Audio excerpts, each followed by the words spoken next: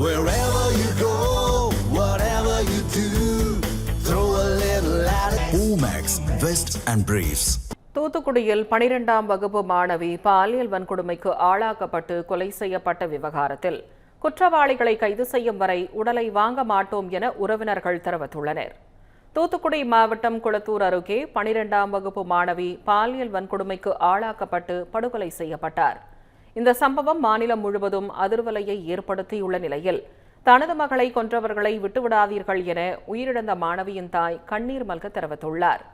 மாலை 6 மணிக்கு வயக்காட்டு பகுதிக்கு சென்ற மகள் வீடு திரும்பவில்லை என்றும் விடிய விடிய மகளை தேடி அலைந்ததாகவும் கூறினார்.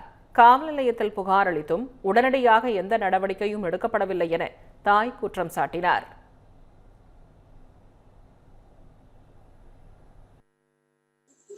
பிள்ளை நாசக்காடு பண்ணிட்டாங்க. இவனை விடவே கூடாது. எங்கனாலும் விட்டு தஞ்சினவனை தேடி பார்க்காம விட்டுறாதீங்க.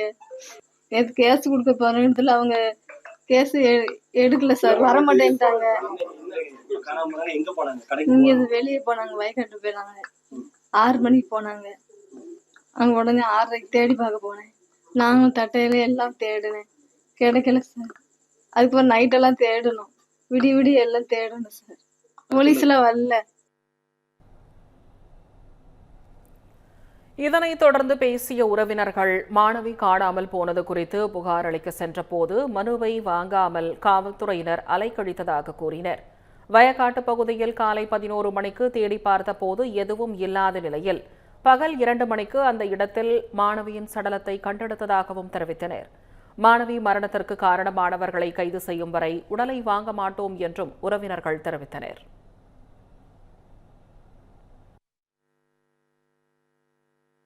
அது சாயங்காலம் 6 மணிலேருந்து காணும், தேடிக்கிட்டு இருக்கோம் அப்படின்னாங்க. அதுக்கப்புறம் தேடி பார்த்த ஒன்றும் கிடைக்கலன்னா தூத்துக்குடி போய் கம்ப்ளைண்ட் பண்ணியிருக்காங்க.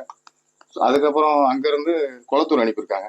குளத்தூர் வந்து இது எங்கள் லிமிட்டு கிடையாது, நீங்கள் விளாத்திக்குளம் போங்க, ஏன்னா ஏஜ் 20 வயசுனா தான் உங்க கணக்கில் வருமா, 17 வயசு குழந்தைக்கு.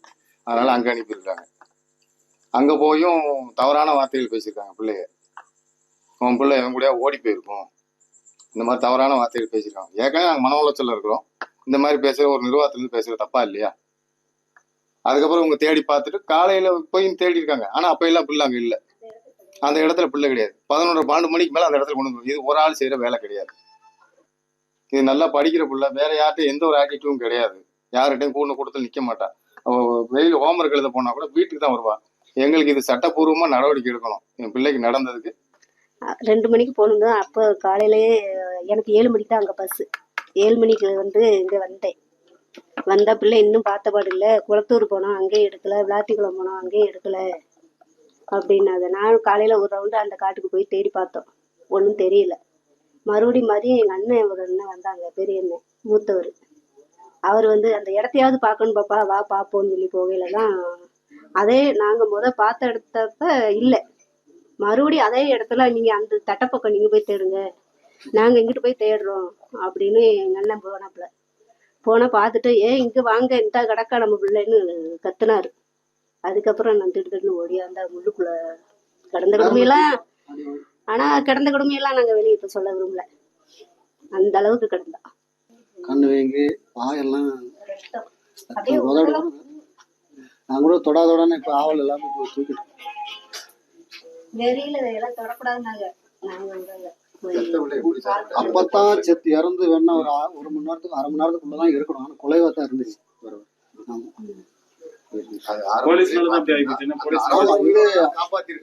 இன்னைக்கு 3 மணி வரைக்கும் இன்னைக்கு 3 மணி வரைக்கும் போலீஸ் வரல.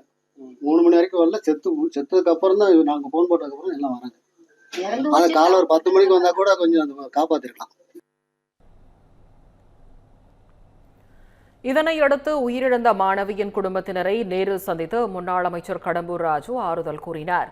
பின்னர் செய்தியாளரிடம் பேசிய அவர் 12ஆம் வகுப்பு மாணவி காணாமல் போன புகாரை எடுக்காமல் காவல்துறையினர் அலட்சியப்படுத்தியதாகவும், காவல்துறையினர் துரிதமாக செயல்பட்டிருந்தால் மாணவியை காப்பாற்றியிருக்கலாம் எனவும் தெரிவித்தார். மாணவி சடலம் கிடைக்கப்பெற்ற பின்பே போலீசார் வழக்கு பதிவு செய்ததாகவும் குற்றம் சாட்டினார். மாநிலத்தில் சட்டம் ஒழுங்கு சீர்கெட்டுள்ளதாக கூறிய அவர், தமிழகம் சிறந்த மாநிலம் என்று எதன் அடிப்படையில் முதலமைச்சர் கூறுகிறார் என்றும் கேள்வி எழுப்பினார். மாணவி மரணத்திற்கு நியாயம் கிடைக்க அரசு நடவடிக்கை எடுக்க வேண்டும் என கடம்பூர் ராஜு வலியுறுத்தினார்.